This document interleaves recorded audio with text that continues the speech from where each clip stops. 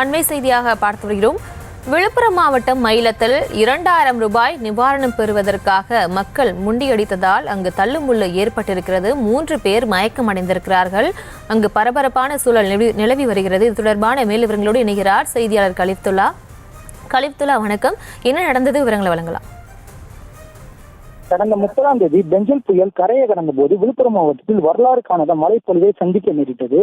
இந்த நிலையில் விழுப்புரம் மாவட்டத்தை புறப்பட்டு போடும் அளவிற்கு கொட்டி தீர்த்த அதி கனமழையின் காரணமாக பல்வேறு இடங்களில் வெள்ளப்பெருக்கு ஏற்பட்டு ஆயிரக்கணக்கான வீடுகளும் கணக்கான வீடுகளும் ஏக்கர் விவசாய நிலங்களும் பாதிக்கப்பட்டது. இந்த நிலையில் வெள்ளத்தால் பாதிக்கப்பட்ட வீடுகளில் வசித்து வரும் குடும்ப அட்டைதாரர்களுக்கு தலா 2000 ரூபாய் நிவாரண நிதி வழங்கப்படும் என தமிழக அரசு அறிவித்துள்ளது. அதன்படி குடும்ப அட்டைதாரர்களுக்கு டோக்கன் விநியோகம் செய்யப்பட்டு அந்தந்த நியாய விலை கடைகளின் மூலம் 2000 ரூபாய் பொருட்களுக்கான வெள்ள நிவாரணம் நிதி பொதுமக்களுக்கு வழங்கும் பணிகள் நடைபெற்று வருகிறது. இந்த நிலையில் மயிலம் அருகே உள்ள ஆலங்கிராமத்தில் உள்ள மேற்கு நியாய விலை கடையில் இன்று 2000 ரூபாய்க்கான வெள்ள நிவாரண நிதி வழங்கப்பட்டு வருகிறது. இந்த நிவாரண நிதியை வாங்க 100க்கும் மேற்பட்டோர் ஒரே நேரத்தில் திரண்டு நியாய விலை கடைக்கு சென்று வெள்ள நிவாரண நிதி பெற ஒரே சமயத்தில் முந்தியடித்து சென்றதால் கூட்ட நெரிசல் ஏற்பட்டது.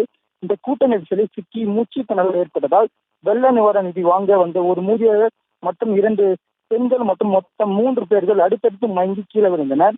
உடனடியாக அவர்களை அங்கிருந்தவர்கள் மீட்டு 3 பேரையும் ஆட்டோவில் ஏற்றி சிகிச்சைக்காக முக்குளி அரசு ஆரம்ப சுகாதார நிலையத்தில் கொண்டு சென்றனர். இதனால் அப்பகுதியில் பெரும் பரபரப்பு ஏற்பட்டது. சூழலை நிலவி வருகின்றது. ஆலகிராம கிராமத்தில் வெள்ள நிவாரணம் வழங்கும் போது முறையான ஏற்பாடுகளை செய்யவில்லை என பொதுமக்கள் குற்றம் சாட்டி எழுந்துள்ளது. பிரியங்கா, விவரங்களுக்கு நன்றி கலிப்துல்லா.